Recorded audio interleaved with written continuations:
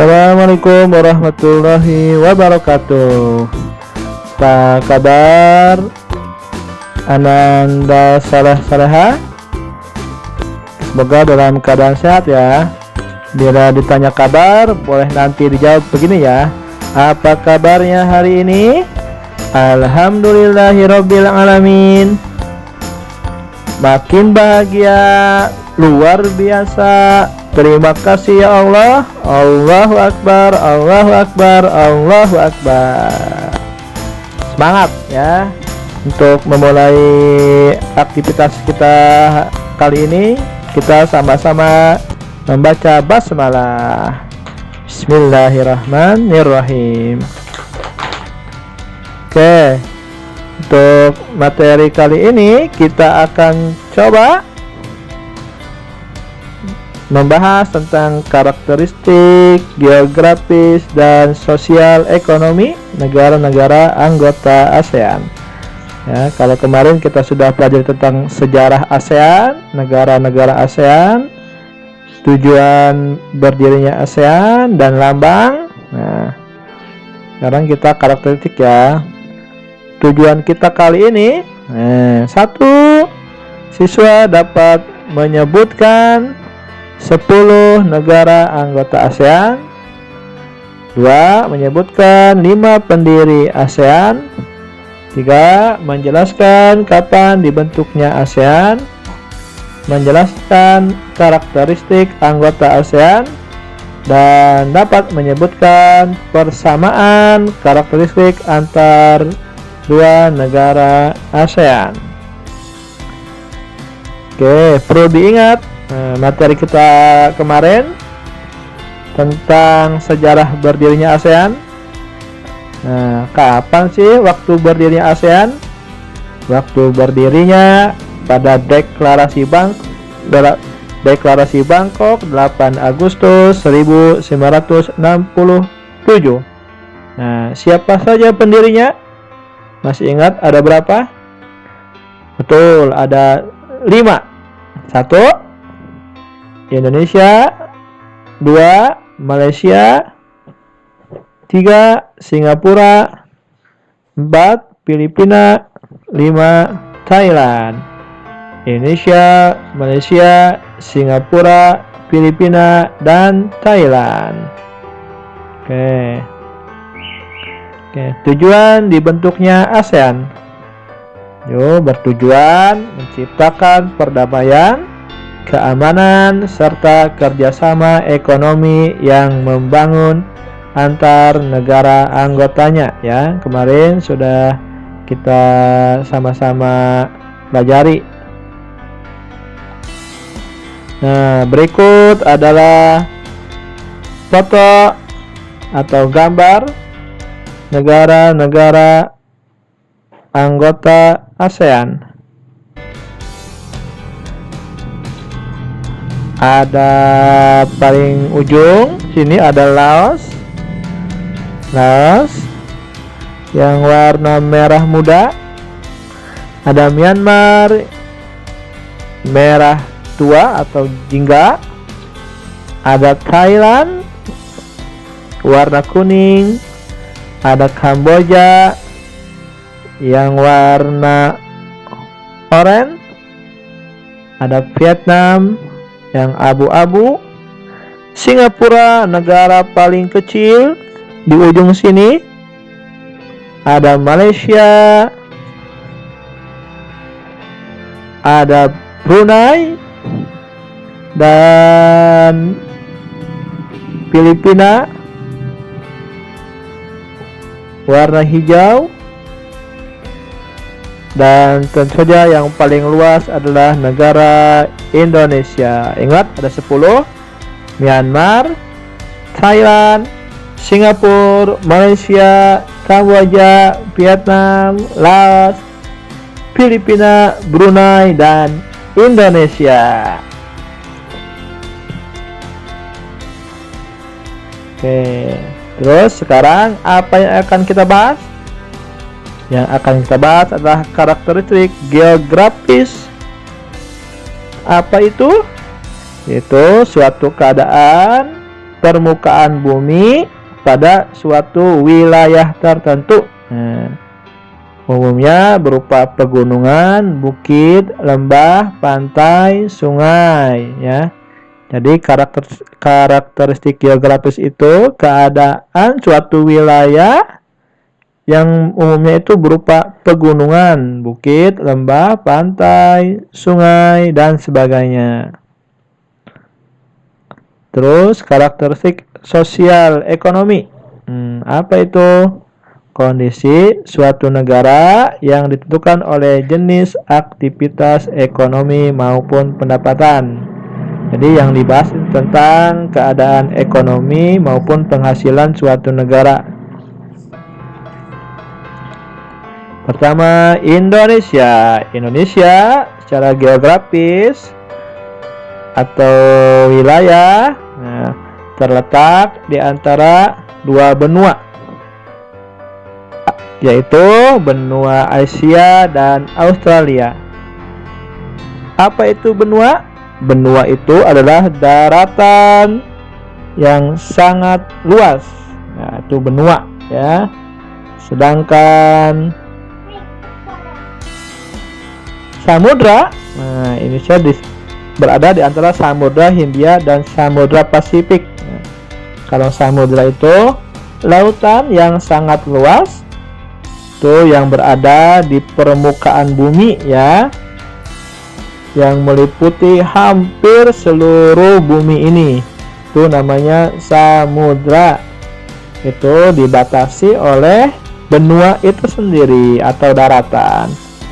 Sedangkan sosial ekonomi Indonesia merupakan negara agraris, ya. Kebanyakan mata pencahariannya di sektor pertanian. Ada juga ada pertambangan seperti batubara, timah, nikel, ya, dan merupakan tujuan wisata bagi negara-negara lain. Yang paling terkenal di Indonesia apa? Bali. Dua, Malaysia. Secara geografis, Malaysia terdiri dari dua kawasan utama, yaitu Malaysia Barat yang meliputi pegunungan dan Malaysia Timur yang umurnya sempit dan berawa-rawa dan sungai yang pendek. Ya, biasanya kalau pegunungan itu bisa buat destinasi wisata, ya. Sosial ekonominya, jumlah penduduk di Malaysia Barat lebih padat dibanding dengan Malaysia Timur. Nah, Malaysia termasuk negara agraris atau kebanyakan masyarakatnya bekerja di bidang pertanian, ya. Jadi lebih dari separuh penduduk Malaysia itu bekerja di pertanian. Kedua, Singapura. Nah, ini Singapura negara kecil, ya. Luasnya hampir sama dengan kota Jakarta, sekitar 664 km. Singapura umumnya datar, ya, alamnya datar, tapi di beberapa tempat dijumpai perbukitan.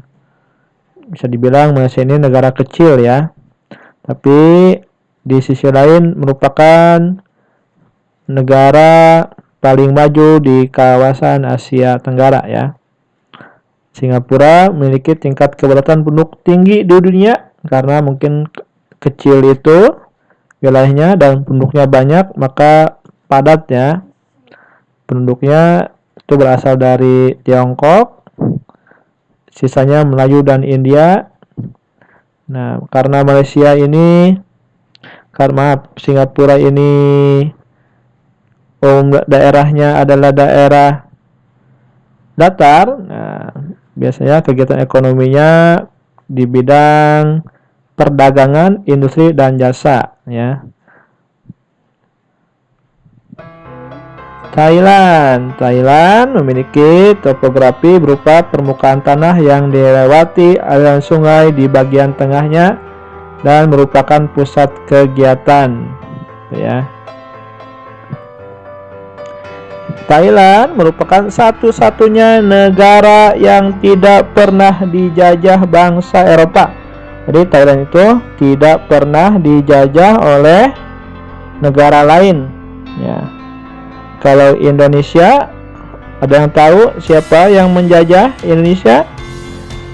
Di benua Eropa ada Belanda ya, pernah menjajah. Ada Portugis ya. Kalau di Asia kita pernah dijajah oleh Jepang ya. Kalau Malaysia, siapa Malaysia?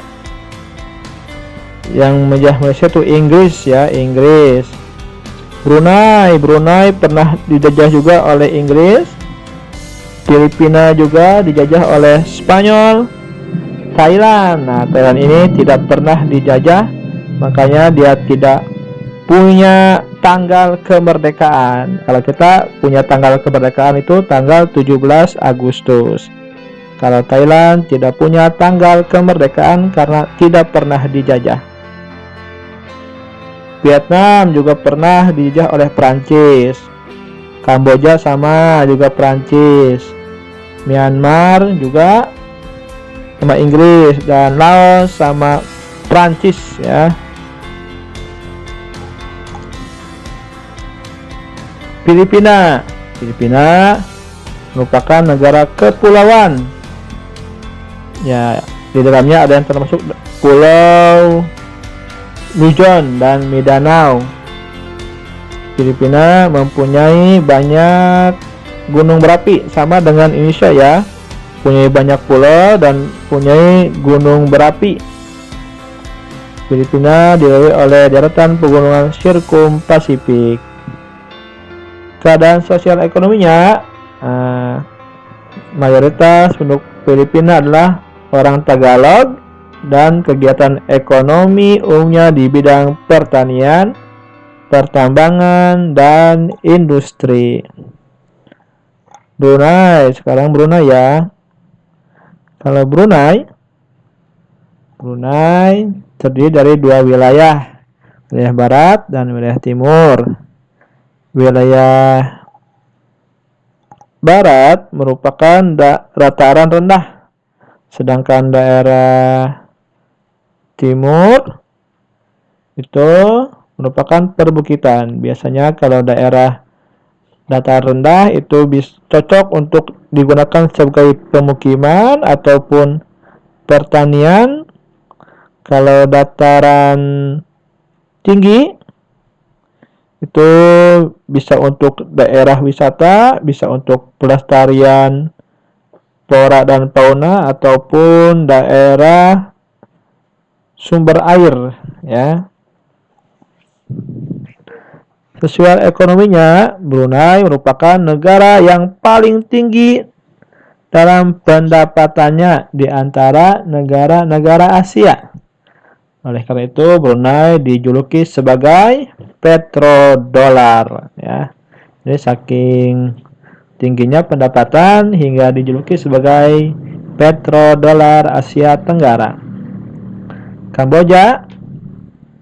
Kamboja geografisnya, wilayahnya menyerupai piring. Di bagian tengahnya terdapat dataran besar Tonle Sap. Negara ini dilalui oleh Sungai Mekong. Sungai Mekong sungai terbesar ya, yang melewati daerah Kamboja dan Thailand juga. Jadi Sungai Mekong ini sangat vital sekali.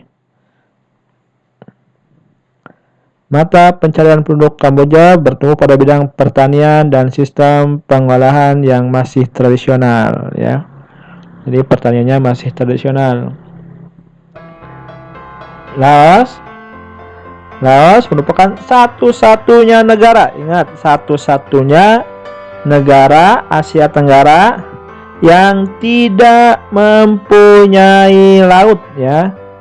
Satu-satunya negara yang tidak mempunyai laut ya. Karena sebagian besar wilayahnya adalah daerah pegunungan dan dataran tinggi.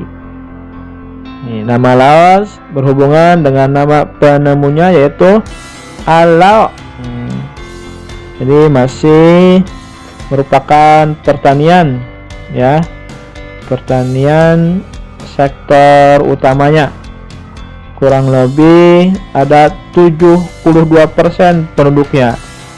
Kalau tidak salah penduduk Laos sekitar 9 juta ya. Kalau 9 juta 72%-nya sekitar kurang lebih 5 juta lebih ya.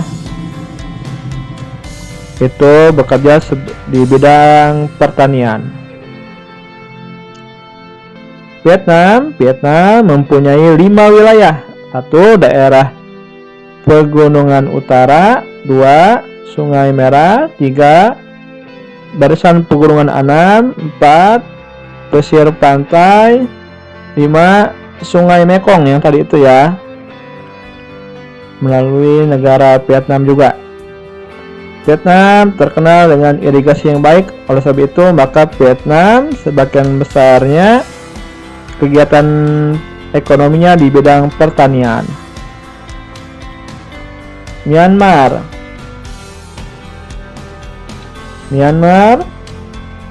sebagian besar berupa dataran rendah, wilayah utaranya berupa pegunungan. Ingat ya, kalau dataran rendah cocok buat wilayah pemukiman, buat pertanian maupun perkebunan. Pegunungan cocok untuk wisata ya, daerah resapan air bisa. Ekonomi, aktivitas ekonomi sebagian besar penduduknya bermata pencaharian petani. Nah, apa yang dapat kita simpulkan dari karakteristik negara-negara ASEAN itu? Nah, umumnya negara-negara ASEAN memiliki kesamaan ya, banyak kesamaan. Di antaranya memiliki wilayah dataran yang luas, memiliki banyak sungai, memiliki iklim tropis, dan memiliki banyak gunung api, sehingga cocok sebagai daerah pertanian atau sistem ekonominya sebagian besar di bidang pertanian. Nah, mungkin sampai di sini materi untuk hari ini. Salam, mudah-mudahan kita ketemu di lain kesempatan. Mohon maaf bila ada kesalahan. Terima kasih. Assalamualaikum warahmatullahi wabarakatuh.